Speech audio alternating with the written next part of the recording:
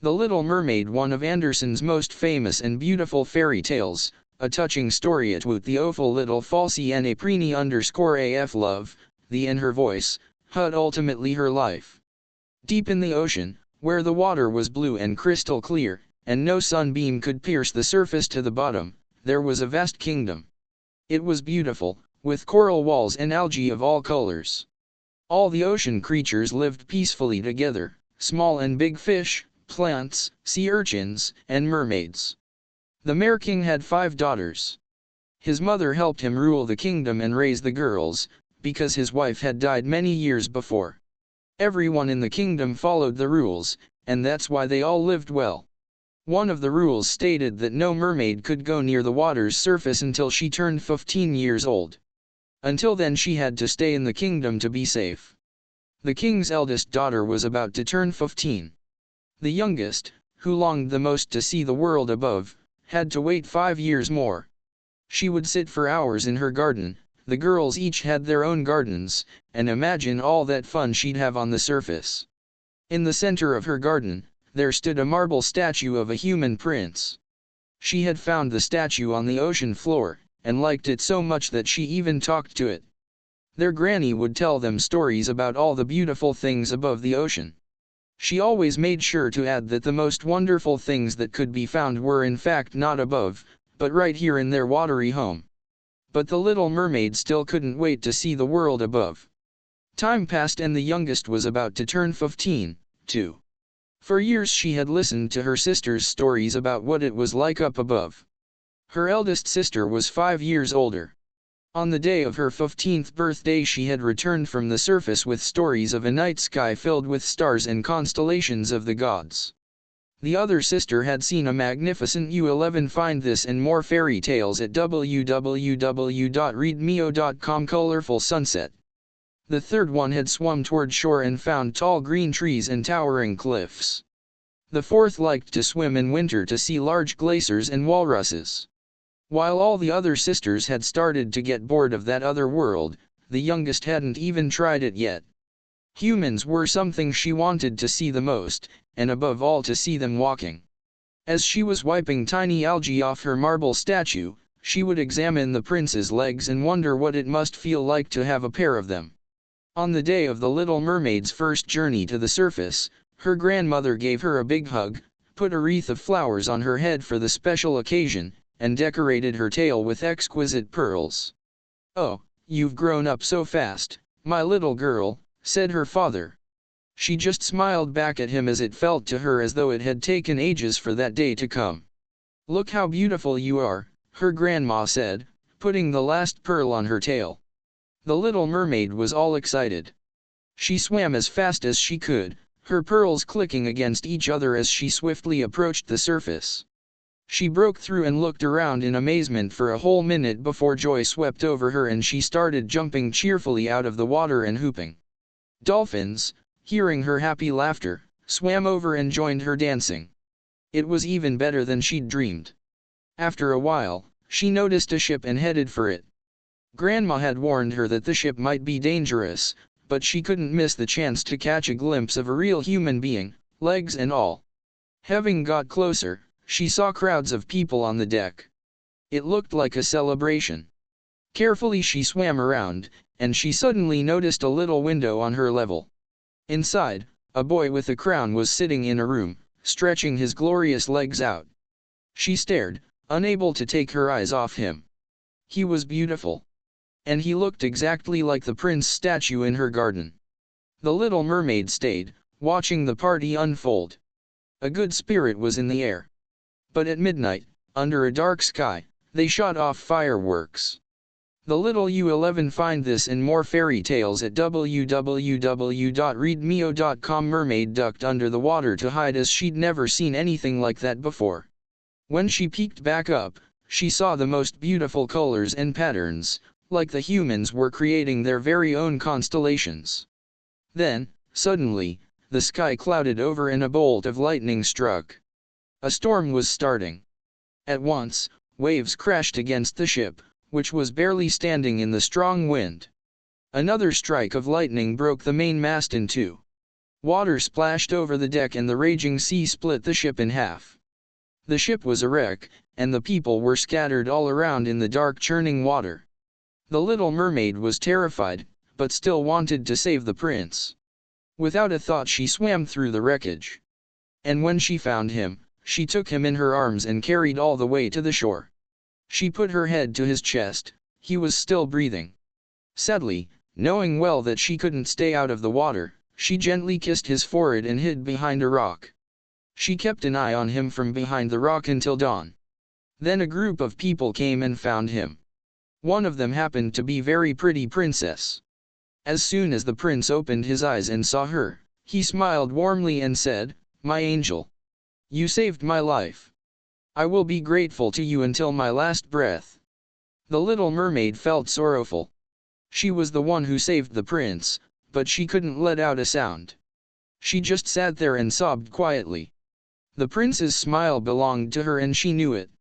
When the group and the prince disappeared from the rocky shore, the Little Mermaid swam back to her kingdom. When she returned disappointed, she went straight to the garden and sat quietly by the statue. Upon her return, her curious sisters immediately began peppering her with questions. "What did you see, little sister? Did you like it out there?" And then, noticing her face, "Why are you so sad?" At first she didn't want to reveal to her sisters the truth, but the Little Mermaid trusted them. They were very caring, and it was a relief to tell them. You 11 find this and more fairy tales at www.readmeo.com about the prince. The eldest knew where to find him. The prince had a vast kingdom next to the ocean. Suddenly the Little Mermaid had hope. The next day she went to have a look at the prince, and every day after that she returned to watch him from afar. Slowly but surely, she began to feel that she knew him, and soon she realized that she had fallen head over tail in love with him. One day, there was a great celebration in the ocean realm. All 5 sisters dressed up and combed their beautiful long hair.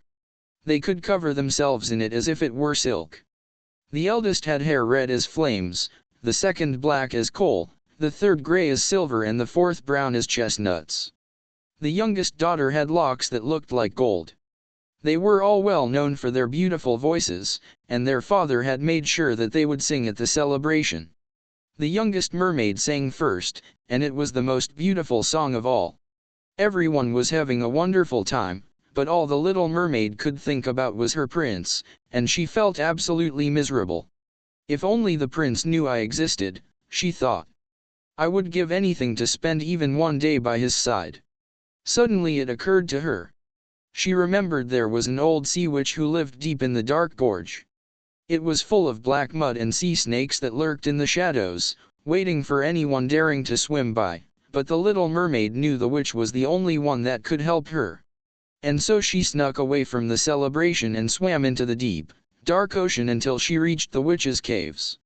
It wasn't easy to get to the witch, and there were lots of obstacles on the way. However, the dangerous journey didn't scare the girl.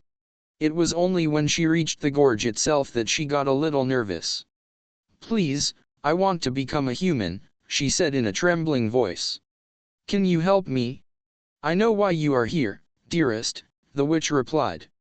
"You want a prince to fall in love with you and marry you. Then you can have an immortal soul that will exist even after you die. You 11 find this and more fairy tales at www.readmeo.com. The Little Mermaid hadn't known that humans had everlasting souls, unlike her kind. Mermaids lived long, for 300 years, but when they died, they changed into sea foam and vanished without a trace. She just wanted the prince to love her, but an immortal soul sounded kind of nice, too. "Well," the witch said, looking at the mermaid. "It's possible, of course. But there's a catch. Once your tail turns into 2 poles called legs, every time you step on the ground it's going to feel like 100 needles are poking into your feet. And that's not all. If the prince marries another woman, their first morning together will be your last and your life will end. And lastly, once you become a human, there's no way back. You won't ever be able to return to the ocean. Do you still want it?" The Little Mermaid didn't hesitate. "Yes. I'm ready to do anything for him." Well, all right, then. Oh, I should mention that it's going to cost you a little something. You just have to give me your voice. My voice. The mermaid didn't believe her. But how then would I talk to the prince and tell him I love him? Well, you'll have to charm him in some other way. I'm afraid this is non-negotiable, dear. No voice, no legs. The little mermaid felt as though she already couldn't speak. She nodded, then looked up at the witch and said, firmly, all right. I'm ready. The witch began to cook a magical elixir that bubbled ominously. Once it was ready, she bottled it up and gave it to the girl with instructions. The underwater kingdom was still and quiet when she returned. Everybody was asleep. Quietly, she kissed her dad, grandma, and sisters goodbye, and then she swam up to the surface near the prince's castle. When she got to the shore, she climbed out onto the sand, drank the elixir, and fell asleep. You 11 find this and more fairy tales at www.readmeo.com. When she woke up, she wasn't a mermaid anymore. She felt a hand on her arm, and when she opened her eyes she saw the prince leaning over her, a worried look on his face. Don't be afraid, he said. I found you lying here on the beach. I just want to help you. She wanted to assure him she wasn't afraid, that she was the one who had saved him, but no sound came out. She had no voice. The prince took her to his castle and had a beautiful dress made for her.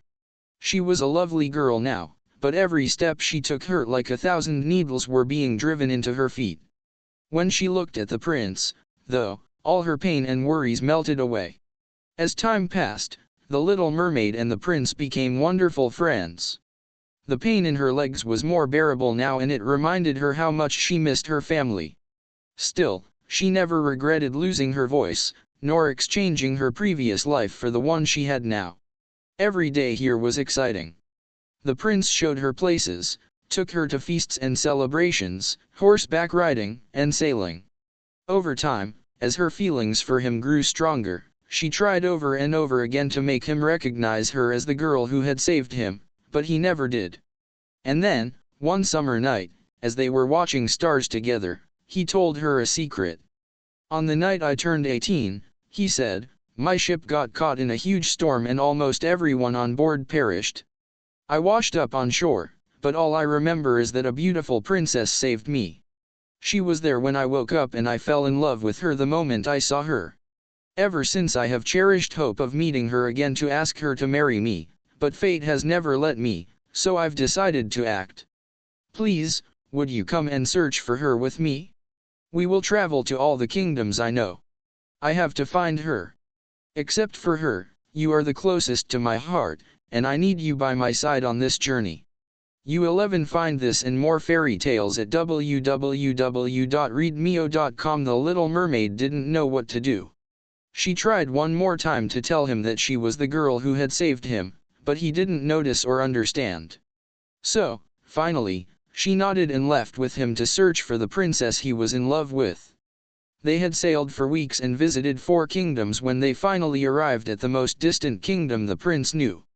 He had almost given up hope of finding the princess, and the Little Mermaid was finally beginning to feel that it wasn't over for her yet.